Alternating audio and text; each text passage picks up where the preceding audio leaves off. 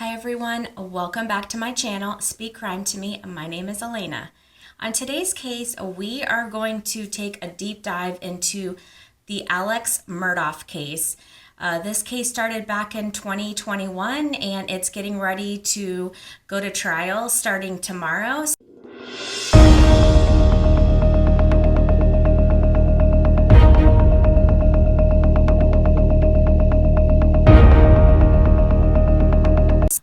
If you're familiar with this case, you know this case takes a lot of twists and turns. I'm going to try my best to put it in different sections and then piece it all together at the end. Let's get started. First, let's just take a quick overview of the actual case. So Alex Murdaugh is charged with 2 counts of murder for apparently murdering his wife and son on June 7th, 2021. It's alleged that the 2 victims were killed between 9 and 9:30 p.m. on the 7th of June, and Alex Murdaugh is the one who called 911 about 10:07 saying that he came home and found his wife and son murdered and they were by the dog kennel. Paul was shot dead by a rifle.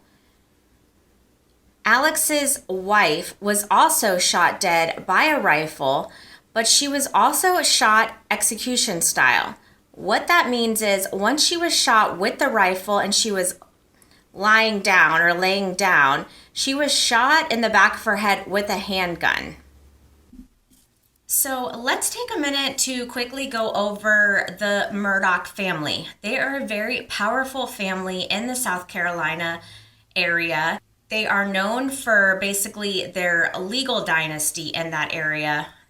So they are wealthy. Alex Murdaugh's dad was a very well-known and established lawyer, and then Alex and his brother took on that same role and also became very powerful lawyers in that area.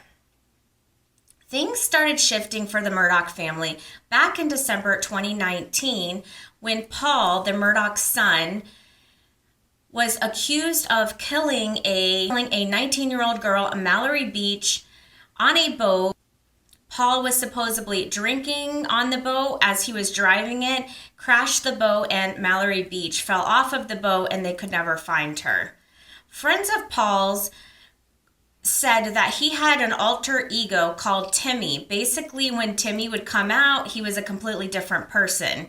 The night of the accident, friends are saying that Timmy came out. He also was so drunk where he stripped to his underwear on the boat in 40-degree weather. He apparently was seen slapping and pushing his girlfriend. When this accident happened, many are saying that this really was the cause of opening up Pandora's box for the Murdaugh family and the Murdaugh dynasty. Paul was facing felony charges because of this accident, and the trial was about to begin a couple of days after him and his mom were found murdered in their home. So here is what many are calling the possible motive of Alex Murdaugh killing his wife and son Paul. As I just mentioned, the accident that Paul was involved with opened Pandora's box apparently for the Murdaugh's family. And what that means is because this trial was about to begin with Paul, it was going to expose a lot of Murdaugh family secrets. Criminal financial behavior that Alex Murdaugh was involved with.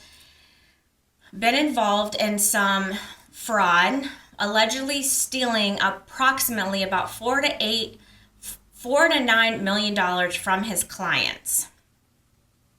Because of this financial crimes, many are saying that these details would have come out in Paul's trial, and that is why Alex Murdaugh wanted to kill Paul and his wife. So basically what the prosecution is saying as a motive is he murdered the family to distract them from rapidly unveiling of his financial schemes that involved the stealing from his clients, also tax evasion, forgery, money laundering, and fraud. So let's just go through quickly, or let's go through some details about the trial, or some alleged details that are going to come out, and also how this story kind of gets a little bit stranger. What experts are saying is the wild card of this trial is going to be a friend and distant cousin of Alex Murdaugh's. His name is Curtis Cousin Eddie Smith. So Curtis Smith, Cousin Eddie. Apparently, this distant cousin was a co-conspirator of Alex Murdaugh's. He entered the picture in Labor Day of 2021. So remember, the wife and son was murdered. So remember, the wife and son were murdered back in June. So a couple of months later, in September, Labor Day weekend, Curtis Smith, Cousin Eddie, supposedly trying to shoot Alex Murdaugh on a deserted road, a convoluted insurance fraud suicide for hire scheme. Basically, what that means is the prosecution is basically saying that Alex Murdaugh hired this Cousin Eddie to apparently kill him. His surviving son, Buster, could get his $10 million life insurance policy. Like I said, this gets really, it is like a twist and turn. So again, so that is what the prosecution is alleging, along with Alex Murdaugh being charged with killing his wife and son. The defense is saying that Alex Murdaugh had a 20-year addiction and that Cousin Eddie, Curtis Smith, was Alex Murdaugh's drug dealer. So in June of 2022, so a year after the murders of Alex Murdaugh's wife and son Paul, a grand jury indicted criminal conspiracy and narcotic charges. So here is exactly what they both were charged with. 2 conspiracy counts, including a narcotics count related to oxycodone. Curtis Smith was also indicted on 4 counts of money laundering, 3 counts of forgery, trafficking, methamphetamine, 1 count on unlawful possession of a Schedule II controlled substance, and possession of marijuana. Basically, what they're saying have used hundreds of illegal transactions to facilitate the distribution of illegally obtained narcotics throughout the county and the area that they lived in. They claim that this happened between October 7th, 2013 until September 7th, 2021. So right before Curtis Smith shot Alex Murdaugh. The indictment also alleges that Smith and Murdaugh committed financial crimes between the dates of October 7th, 2013 and February 28th, 2021, so right before, a couple months before the murder. During that period of time, Murdaugh is alleged to have sent Smith approximately 437 checks, totaling about $2.5 million, with the understanding that Smith would convert those checks into cash to use as a portion of the proceeds for Murdaugh's benefit, with the intent of carrying on concealing unlawful activities. The 400 and something checks were alleged to be written of at least $10,000 or more to prevent the banks from reporting large currency transactions required by the law. Murdaugh drew the checks on accounts at multiple banks and made the checks payable to various versions of Curtis Smith's name, Smith's daughter, and his girlfriend, without their knowledge. Smith then allegedly forged their names on the checks and cashed them at Enterprise Bank of South Carolina. Illegal financial wrongdoings and the trafficking of drugs. It's also alleged that Murdaugh was continuing to downstream money to two members of a gang, Walter Burrow Cowboys. And one of these cowboy members basically said that Murdaugh was responsible for running half of the drugs in their county.